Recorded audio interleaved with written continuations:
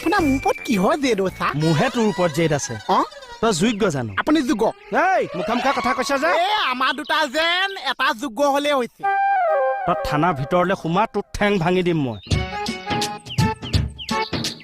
ঠেং ভাঙিলেও যেন এঠেঙীয়া মোহন যাবই দৰখাস্ত লিখো অসমীয়াত দিব লাগিব নে ইংৰাজীত দিব লাগিব অসমীয়াত দিলেও হ'ব ইংৰাজীত দিলেও হ'ব কিন্তু মোৰ মতে ছাৰ অসমীয়াতে বাধ্যতামূলক হ'ব লাগে যিহেতু অসমীয়া চৰকাৰ চব কাম অসমীয়াতে হ'ব লাগে হয় ছাৰ তেতিয়া ইংৰাজী নজনা মানুহখিনিৰ কাৰণে সুবিধা হৈছে যেনে পাইছে কথা এইটোৱে ছাৰ অকণমান বহকচোন মেইন কথাটো কোৱাই নাই 2 মিনিট এটা খাম 5 মিনিট ছাৰ 2 মিনিট এটা ময়ো খাম 4 মিনিট 2 কওক হে সোনকালে কওঁ মানে ছাৰ আমাৰ চৰকাৰে যে ভূপেন্দাৰ টালিগঞ্জৰ ঘৰটো সংৰক্ষণ কৰিছে তাৰপিছত আমাৰ সম্বলপুৰৰ লক্ষ্মীনাথ বেজবৰুৱাদেৱৰ ঘৰটো সংৰক্ষণ কৰিছে আপুনি কেনেকৈ পাইছে ভাল কাম কৰিছে আমাৰ সম্পদ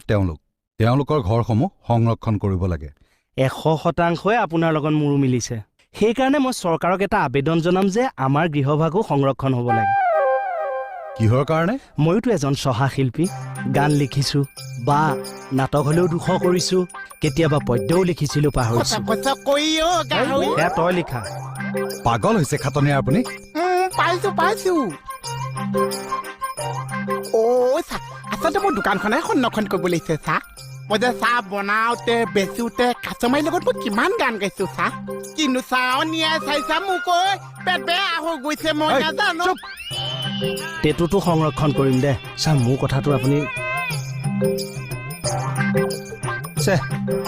তোৰ ফ্ৰী টাইম এটা দিবিচোন কিয় চাহ এইখিনিতে নেলুডাল কাটি ৰাখি দিম তাৰপিছত মই জীয়াই থাকিম তই ষ্ট্ৰাগল কৰিব লাগিব সৰু সৰু এনেকুৱা বাঁহৰ পাতি লগাই দিম